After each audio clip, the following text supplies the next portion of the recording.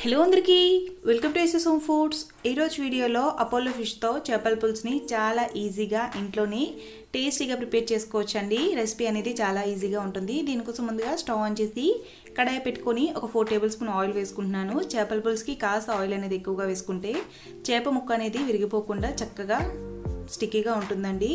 ఇలా ఆయిల్ వేసుకున్నాక ఇందులోకి ఒక 3 ఉల్లిపాయలు ఇలా సన్నగా కట్ చేసి వేసుకుంటున్నాను. ఉల్లిపాయలు ఇలా వేసుకున్నాక ఇందులోకి అలానే ఒక 4 పచ్చిమిర్చిని కూడా మధ్యగా ఇలా కట్ చేసుకొని వేసుకుంటున్నాను. ఇందులోకి కొద్దిగా కరివేపాకు 1 టేబుల్ స్పూన్ జీలకర్ర వేసుకొని ఒక 70% వరకు ఫ్రై అయ్యేంత వరకు ఇలా కలుపుకుంటూ ఉండాలండి.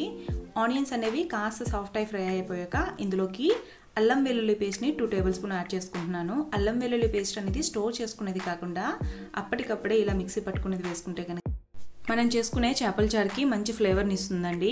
ఇలా అల్లం వెల్లుల్లి పేస్ట్ వేసుకున్నాక లో ఫ్లేమ్లో పెట్టుకొని ఆయిల్ అనేది సెపరేట్ అయ్యేంత వరకు కంప్లీట్గా పచ్చివాసన పోయేంత వరకు ఫ్రై చేసుకోవాలి. ఇప్పుడు ఇందులోకి నేను టమాటో ప్యూరీని వేసుకుంటున్నానండి. ఒక 3 టమాటోలు తీసుకొని మెత్తగా ఇలా ప్యూరీలో చేసుకొని వేసుకుంటున్నాను. ఇలా ఒక 2 సార్లు బాగా కలుపుకున్నాక లో ఫ్లేమ్లో పెట్టేసి ఒక 4 మినిట్స్ కనుక విడిచిపెట్టేస్తే మనకి టమాటో ప్యూరీ నుంచి వచ్చే పచ్చివాసన పోయి మనకి పైకి ఆయిల్ అనేది కంప్లీట్గా తేలుతుందండి.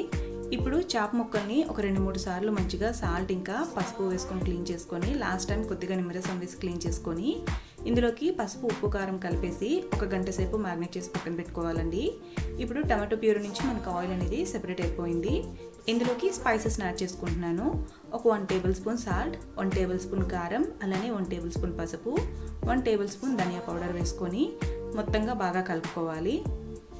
సాల్ట్, పసుపు, కారం అనేది మనం ఆల్రెడీ చేపల్లో కలిపి పెట్టుకుంటున్నాం కాబట్టి టేస్ట్కి తగ్గట్టు వేసుకోవాలండి. లాస్ట్లో సరిపోకపోతే కనుక కాస్త అడ్జస్ట్ చేసుకోవచ్చు. ఇలా వేసుకున్నాక స్పైసెస్ అన్నీ ఈవెన్గా మిక్స్ అయ్యేటట్టు బాగా కలుపుకోవాలి. ఇలా మొత్తంగా బాగా కలుపుకొని ఇక్కడ నేను చింతపండు పల్పుని తీసుకుంటున్నానండి. అంటే 2 కప్పుల వరకు అయితే సరిపోతుంది. ఇక్కడ నాకు 1/2 కేజీ అపోలో ఫిష్ ముక్కలు ఉన్నాయి కాబట్టి నాకు 2 కప్పుల వరకు అయితే చింతపండు పులుపు సరిపోతుంది. అలానే 1 కప్పు వరకు వాటర్ని కూడా వేసుకుంటున్నానండి.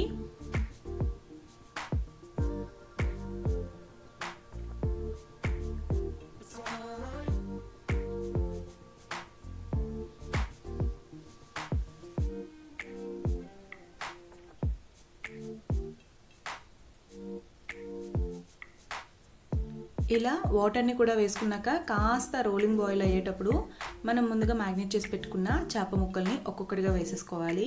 ముందే కనుక వేసుకుంటే కనుక ముక్కలు అనేవి విరిగిపోతాయి. అలా కాకుండా ఇలా చింతపండు పులుపులో వేసుకుంటే కనుక చాలా స్టిక్కీగా ఉంటాయండి. ఇప్పుడు ఇలా ఒక్కొక్కటిగా వేసేసుకొని మీడియం ఫ్లేమ్లో పెట్టి ఒక 2 నిమిషాలు నెమ్మదిగా గరిటతో ఇలా టర్న్ చేసుకొని మూత పెట్టేసి మీడియం ఫ్లేమ్లోనే ఒక 10 నిమిషాలు కనుక చేపల్ని కుక్ చేసుకుంటే మనకి చేపల పులుసు అనేది రెడీ అయిపోతుంది. మనకి అపోలో ఫిష్లో చాలా మంచి గుడ్ ఫ్యాటీ యాసిడ్స్ ఉంటాయండి. ఒమేగా 3 ఫ్యాటీ యాసిడ్స్ అనేది చాలా మంచిది హెల్త్ పరంగా. చాలా గుడ్ ఫ్యాట్ కూడాను. చిన్నపిల్లలకి ఇలా కనుక ప్రిపేర్ చేసి పెడితే చాలా మంచిదండి. ఎటువంటి స్కిన్ అలర్జీస్ కూడా ఉండవు. ఒకసారి అపోలో ఫిష్ని ఇంట్లో ఇలా పులుసులా చేసుకొని ప్రిపేర్ చేసి తినండి. చాలా టేస్టీగా ఉంటుంది. ఫ్రైస్ కంటే పులుసు అనేది చాలా మంచిదండి. 10 నిమిషాల తర్వాత చూసుకుంటే కనుక మనకి పులుసు పైన ఇలా ఆయిల్ అనేది సెపరేట్ అయిపోతుందండి. ఇప్పుడు స్టవ్ ఆఫ్ చేసేసుకొని బాగా చల్లారాక రైస్ సర్వ్ చేసుకొని తింటే చాలా బాగుంటుంది.